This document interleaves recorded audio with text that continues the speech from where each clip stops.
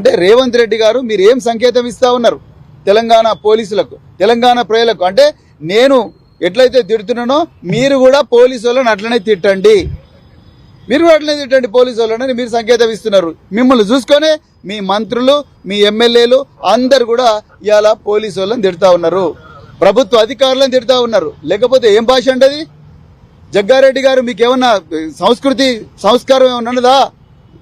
ఏం భాష మీరు మాట్లాడుతున్నది? ఇప్పటి వరకు కూడా జగ్గారెడ్డిని ఎందుకు ఇంతవరకు పోలీసు వాళ్ళు అరెస్ట్ చేయలేదు? డీజీపీ గారిని అడుగుతా ఉన్నా, హోమ్ మినిస్టర్ అడిగే పరిస్థితి లేదు. ఎందుకంటే హోమ్ మినిస్టరే ఇవాళ ఇవన్నీ నేర్పిస్తున్నాడు వాళ్ళ మంత్రులకు.